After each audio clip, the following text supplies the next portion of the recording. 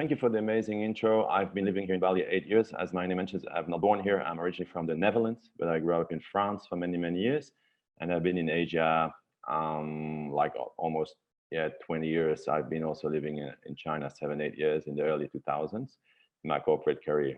And I decided to change my life and to come here and basically to do something more useful. You know, basically I was not feeling my values aligned anymore with the corporate world. I had a very successful career and running businesses up to $300 million with 1,000 people under me, 7 factories. And I was just tired of all that. I was in my late 30s and I said, let's do something better. I was missing Asia because at that time I was back in Europe and I just wanted to come back. So 2 things I had in my head: what can I do to help the world? And I want to come back to Asia and create my own company and not work for other people anymore. So 2012, long story short, moved to Singapore actually for a couple of months, and then did my research and found that about every 2 minutes in the world, a child dies from diarrhea, from drinking unclean water. And then in Indonesia, it's 30,000 kids below 5 years old, mainly babies, who still die every year from drinking unclean water. So I said, man, that's not possible in this age of time. I need to do something about that. And I did some research, water filter below $30, and I found a fantastic technology made here in Indonesia called the NAZAVA water filters, and I moved just to promote it. In like less than a year, I became the main customer of the factory, which is in Bandung, West Java. A beautiful couple who's running it, Dutch people, and Guido and Lisa. And then I decided to be in Bali because Bali is easier to live. And at that time, I did a little, let's say, to get my papers right, getting legal, and also basically doing a pilot in the villages. So that's a bit my story. I'm now just over 50. I celebrated my 50th birthday last year. I'm still very young. I still feel very young, and I love to work with young Indonesians. My product has a fantastic impact. And today I'm going to talk also a bit about my new venture in the end, which is going to be in food, because I've helped a lot of Balinese during the pandemic with water, giving them free water filters to the poorest of the poorest, like, you know, like waste pickers, like people who are construction building workers, Gojek drivers who don't have jobs anymore. It's fundraising. I fundraised about $50,000 for that. And I saw the discrepancy between my filter, who is long-term lasting, like basically it's a sustainable product, and the water filter, and then the food, which is people gave sembako, gave beautiful food, but then money is spent, it's eaten, and then you need to redo it. So some great initiatives like next talk will be Chris from Jiva Garden have started things like a Jiva Community Garden and other initiatives to grow more food sustainably for the people. And I'm going to talk about my Bali Cope initiative soon. I'll just put my t-shirt on today. It's the first time I put it on. It's not launched at the company, we're about to launch. And coming back on what beautiful keynote from Robert Jan Bonnick in the beginning, I mean, what kind of future, you know, is what you want to see in Bali? What steps are you taking to see that future? So for me also, I love what he said about it's not about duplication, but all about collaboration. So here we all are. I'm going to work with a lot of stakeholders. I'm going to be very inclusive in my new company. It's going to be an organic fruits and vegetables hub, basically a platform to provide organic, healthy vegetables and fruits, and also transform products. So maybe, Christian, if you allow me, I will do a small presentation, 10 minutes. I have a few slides, and to set the scene. I think you're already able to share. Did you check that out? I'm going to share my screen. Is that okay with you, Christian? Please, yes, so. 1 second. Let me go to the share screen. Oh yeah, here it is. And for those who are not so familiar with Zoom, Jerome, let me just say that the upper right corner of the Zoom application, you can actually change the view of your Zoom layout. So there are several options. So you can see the slide deck Jerome is sharing on the one hand side, and then the video from Jerome also on the other hand side. So thank you, Jerome. Okay, so are you, the slides. Can you see it? Okay, cool. Yes, yeah, because I'm also a little bit struggling in the sense that I have you on the side, but it's okay. I'm gonna handle that. So my talk here is about improving access to clean drinking water, which I've been doing for 7 years on the island, but now also organic vegetables, which will be my new venture, and fruits for sure in Indonesia. So Social ImpaKt is a social enterprise. I'm a for-profit PTMA here based in Bali, Indonesia, and my mission is to improve access to clean water in rural areas, but also in cities of Indonesia by providing a very simple and affordable water filtration technology. We are impacting the UN Sustainable Development Goal number 6, which is clean water and sanitation for all. But we're also impacting a lot of other ones, like I'll show that in my presentation, but later we help to reduce poverty, health and well-being, decent work and economic growth, reduce inequalities, climate action, life below water, and life on land, because of the let's say the positive effects on the environment my water filter has. I forgot to add also gender equality, because we work a lot with women and basically empower women in the villages to get some additional revenue by setting up resellers network of women. This is a bit about me. I have an MBA from an American university, grew up and also let's say a master's degree in France from a French university, business school. I'm a social entrepreneur since 2014. I founded 2 startups, Social ImpaKt and also a microbank in the Philippines. This is not there anymore, but it was also a social enterprise. It was a peer-to-peer platform for lending money to small mom and pop shops. It worked for 4 years, but we were very much in advance, and then we struggled with funding. But it's a great experience for me in the tech industry. I speak a few languages. I'm a good Dutchman. I have 20 years of international experience in Asia and also in Europe, Asia, China. And my last job, I was about running close to $300 million and 800 employees for a company doing yeast. And yeast for ragi in Indonesian, yeast in the bread industry to make the bread rise. And my real passion since I'm moved here is really to help the people and with my skills to empower them with new technologies so they can have a better life. The main problem is that water is life. You know, it's a look at water access. 1 out of 7 people on this planet, so 1 out of 7 billion lack access to safe drinking water. And diarrhea, as I mentioned earlier, is the second cause of infant mortality in the world. 34 million people in Indonesia don't have access to clean drinking water. That's still about like 15–20% of the population. If you wonder what's the first cause of infant mortality, it's pneumonia. And infant mortality is kids below 5 years old. This is horrible statistics here I'm going to show you. Poor access to clean water kills more young children than all of these diseases, AIDS, malaria, and measles combined. And here is our solution that I've brought up here and which is made here in Bandung. It's the NAZAVA water filter. I think a lot of you know on the call here know it, are my customers or about to become my customers. So it's a fantastic technology which takes very cheap, very simple, which takes out all the like say pathogens like bacteria and viruses. We have also silver, which is also double protections to kill the bacteria. And then we have the activated carbon, which is the filtering element inside. This little candle, as I call it, lasts for 3 years. It's amazing. You can see the cost is almost nothing. It's 29 rupiah, Indonesian rupiah per liter, meaning $0.0002. And it's 5 times cheaper than boiling water and about 30 times cheaper than buying water, the gallons that you guys buy. I've never, just for the story, I've never ever bought a gallon. I'm still alive. I'm still fantastically healthy since I'm in Indonesia, because I came and discovered this technology. So you don't need to buy water gallons and deplete resources from the ground from these companies who sell water. I'm not an activist, but it's just the reality. I'm also an activist sometimes. So these are the benefits of our filters: less time consuming, 30 times cheaper, reduces diseases, and also CO2 emissions and deforestations. Come to that in a minute. And just my little impact of my company, I sold about 20,000 filters plus since I started in 2014. I've improved about 300,000 lives of access to clean drinking water. And all my customers combined have saved about over $1 million. And it's very conservative. We take $21 per household per year because we do a lot of mixes, but actually it's much more, I think. But I'm taking a very conservative figure. And what's really cool is that basically also reduce CO2 emissions because people don't boil the water, don't have smoke in the villages from the wood or from gas. And then it's 14,000 plus tons have already been saved of CO2 since 2014. And this month, I'm going to reach my 100 million bottle before the end of the year in terms of plastic bottle reduction.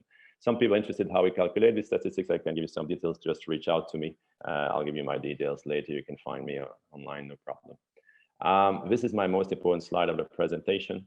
We're breaking the poverty cycle with an affordable water filtration system. So basically, when you have not access to clean water in the poorest, let's say, levels of society in Indonesia, you're also not very healthy generally. You have diarrhea, poor hygiene, you don't wash your hands, you don't eat very healthy. And then, for instance, if a mom has her child who is sick because of diarrhea and they don't know it's because they give them not boiled water, not clean water, they don't have that necessarily that knowledge sometimes, they cannot go and work, open the war room. So then there's less money income in the family. It's this vicious circle of poverty. Just bringing clean water can break that.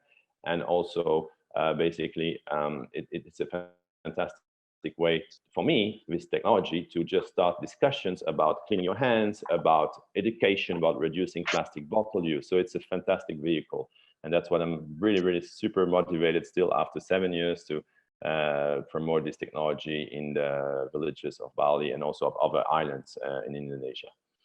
This is water from on the right from Leongbo in Ahmed. This is dirty river water, and you can just filter. It comes out like this, and this is like this.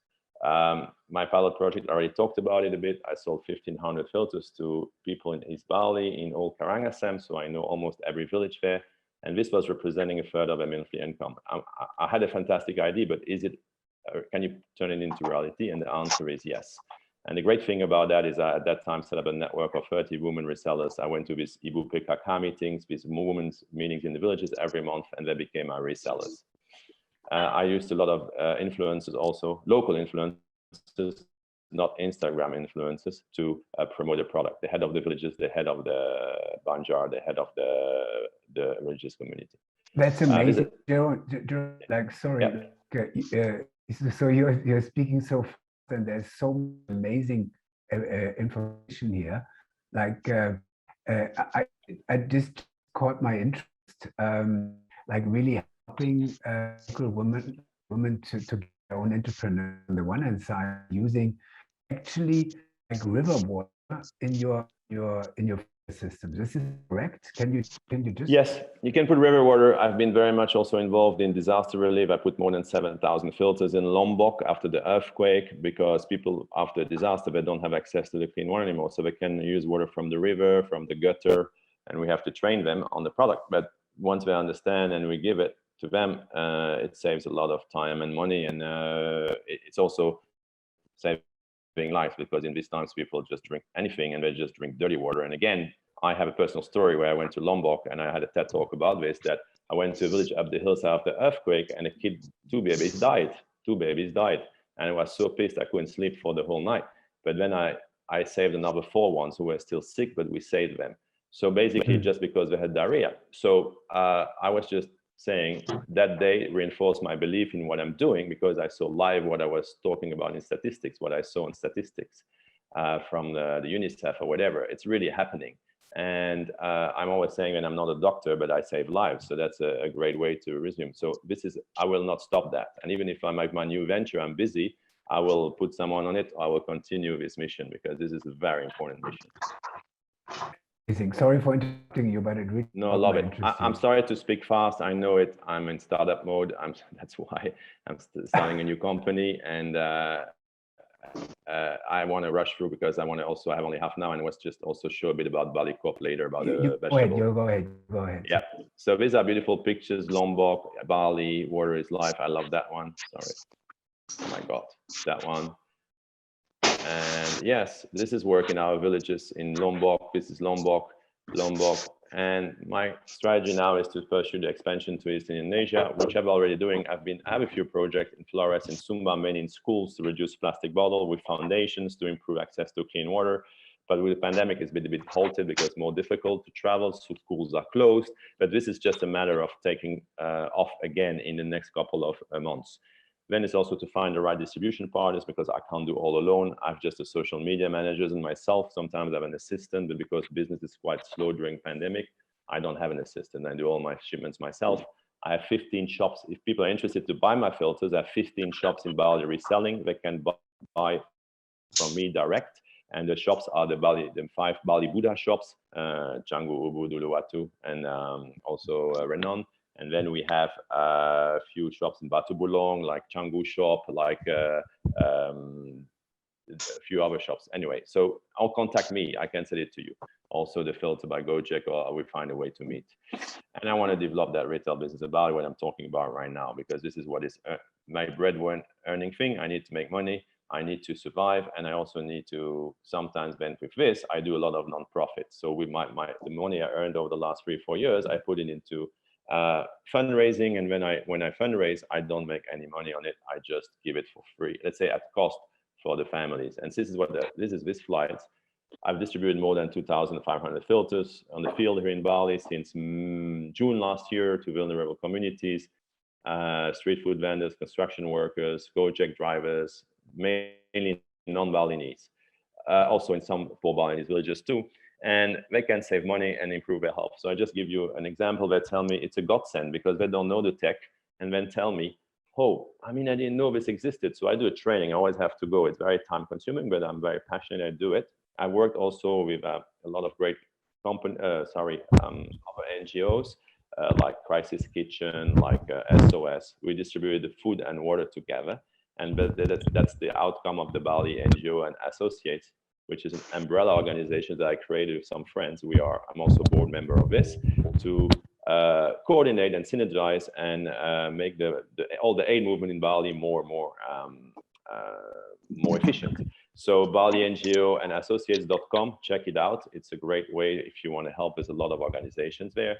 And my company, Social ImpaKt, has fundraised to date about $60,000 for the 2,900 units. I've distributed 2,600. There's still a few more to distribute. And this is my fundraising page. Maybe I can put in the chat, and I will just show you a small video to finish this part. To finish this part, if you don't mind. Let me just 2 seconds go back here. This is basically, 1 second. Why is this here? Yeah, that's it. This is my crowdfunding video. I'll show you. It's 2 minutes. Can you see it? No, we're not seeing YouTube. We're still seeing the keynote presentation. You cannot see it? We're seeing the keynote presentation. You need to minimize the keynote presentation. It doesn't work. Change I don't know why. screen. I don't know why it doesn't want to share. Let me stop it 1 second. Resume share. Yeah. Okay. Resume share. If you put the link, the YouTube link in the chat. Yeah, we can do it. And then let's finish on. Let's do it later. It's not so important. I mean, it's a beautiful video. I just wanted to share. But anyway, I will put the YouTube link. And here, what I want to finish with is our new venture that I'm building with a business partner here. We're not live yet. We are let's say pre-operations, but we're going for investment. We need quite a lot of money. So we're finalizing the deck, the investment deck, and the money we need to basically start this company. So that is Bali Corp here. I have my T-shirt now. It's quite a new thing. So it's going to be a fair trade hub for organic fruits and vegetables, because today the problem is there's too many middlemen in terms of fruits and vegetables in Bali. By the time something comes to Denpasar main market in in Badung market, there's been at least 3 levels. So we're going to work with farmers directly, and we're going to train them to basically permaculture and organic farming. So our big vision is that Bali will be organic by 2030, except for rice. So it's a big, bold vision, but we're the only ones to want to work on that. So we're going to collaborate again and work with a lot of other industries and people who want to do something similar. So again, it's not about duplication without collaboration, as Robert mentioned. So our hub will give fair prices to farmers, and we will also give better prices to you guys, households and restaurants. We're going to start with restaurants. As soon as our website is ready, we'll start with the households, and then also we're going to have physical shops after 1 year, and we will guarantee also daily deliveries of fresh and certified organic products. And we will also use blockchain technology to make transactions very transparent. That's why I'm very happy to be on this unit platform and meet the community, because I need to learn more about this, and I want to work with all the people, the beautiful people who are working in this space, again, to collaborate. Why is it not moving? Okay. And we will also have no plastic deliveries, zero waste program, and returnable containers for the customers. And we also organize the waste collection for the restaurants. We're going to take the scraps of the vegetables and bring them back to the restaurants. We're going to have also these weekly baskets of fresh vegetables, which is called community supported agriculture, very popular in the US and Europe. So you're going to be able to buy like a basket full of vegetables every week, at some point, at some place in Canggu or Ubud in the marketplace, and then people will come and deliver it. And if you want, you can also volunteer and go and harvest the vegetables. So we offer an experience to the people. And we have already cultivated a relationship with strong network of Balinese farmers, like 5 big groups of farmers. And we want also then to transform the products, like make tomato puree from tomato, mango puree, virgin coconut oil, chili powder, almond milk. So the whole idea is to keep the added value of the transformed products close to the farmers so they can earn 2 times on the first product, the raw material, but also on the transformed product. This is super important. And our customers will also then be able to shop online or come to one of our 4 shops. And the last slide is about the vision. It's basically to make Bali organic by 2030, fully organic, except for rice, and having an organic food paradise for all. And what's very close to my heart and what I'm going to work on very strongly is to bring the young Balinese back to the land, to make farming sexy, more keren, more cool for the organic farming, permaculture, but also a creative business approach, meaning we need to train them on what is a business. And farming is not dirty. It's difficult. It's a difficult job, but it's not a dirty word. It's a great thing to do if you do it as a business. And there are already great people on the island doing stuff like this, and we're going to collaborate with them. We're going to train these young people and make community events, and people like Jiva Community Garden, like Chris was going to speak after me, is a perfect hub to do that, and to bring the young Balinese to Canggu, have concerts, talk about permaculture, talk about gardening with them. So that's a wonderful thing to do. So that's the future of Bali. You know, that's also a bit what Robert explained in his first thing. And that's let's imagine a Bali where organic chemical-free food is affordable for all, and a Bali whose farmers are able to comfortably raise a family, have enough money for that, and whose land is naturally regenerated. And together we will make all Bali an organic food paradise for all. And let's connect, guys. If you're interested, come and visit our stores, which are not there yet, but soon, and our farmers. So that's about me. Jerome, like your talk was as good as your speech is fast. And my heart is jumping because I love organic food. I mean, like I'm eating organic since decades, and in Bali for the last 3 years, I had a little difficulties in getting like organic veggies and fruits, and I'm really happy to hear that, and I'm definitely going to join in. Is there any questions besides from the audience? If not, like I think we're going to switch over, like because to project with Krishna, Chika and Lenny, because I think that you're working together with them, Jeroen. We will. I mean, I love these guys who are I see them there. We're going to speak next. We're talking about how to collaborate right now. As I said, my venture is not launched yet, but it's going to depend on investment. We need quite a lot of money to have our plans, but we're very confident and quite linked to angel network investors in Jakarta and also here in Bali. Maybe some people feel moved by what I just said and just come talk to me. If you know people who would like to invest in the space, or if you want to invest in the space, just let me know. Come and talk to me. And yes, we're going to work with Jiva Community Garden, other people and permaculture organizations who are training the farmers and making the small pockets you have today, which are organic, to more, so that whole Bali becomes organic by 2030. There's a huge training component in our new venture. Will be the permaculture, how to train the farmers, but also the young people to business and attract them to farming by telling beautiful stories. I'm going to have my first video out of the company presentation on the 17th. We will talk where Krishna is also talking at a sustainability conference in Ubud at Mansion Hotel on the 17th in Ubud, and then we're going to present our new company and with a new video to make it more visual. So if some people want to come. Yeah. If I have land, how would I do I just connect with you and talk about it so that we could use that land to help somebody like growing organic vegetables there? Yeah, exactly. So fantastic. Exactly, that's what we want. Yes, please connect with me, and then we will find a way who can farm your land, who could. Yes. I mean, maybe you have already people, maybe you don't. Maybe you need to use people to be trained. Maybe they are already on organic, so maybe we can work with Jiva, other people to train them. So that's the point, you know. So by all means, yes, because the whole point is to make that land more fertile and regenerate the land. I'm also having a few good friends who are specialists of regeneration, which is like Juka, also part of the team of Jiva, and also people in Brazil that I know who do great work. So we will collaborate to make it more efficient and regenerate the land of Bali from, you know, from the chemicals to organic, to non-chemical farming. Okay, and the event you were talking about on the 17th, we can post this in the chat for people who are interested. Yeah, happening. I will put in the chat. Yeah, it's a second sustainability conference in Ubud at the Mansion Hotel. I will post all these in the chat plus the links. I didn't have time to do it live, but I'll do it now. Okay, good. So thank you, and thank you for your precious time. I see that you're really like super busy these days, like with all your projects. Thank you for joining us and giving us that really super talk.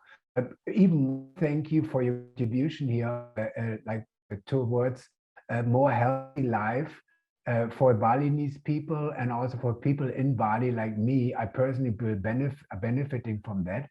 So thank you so much today.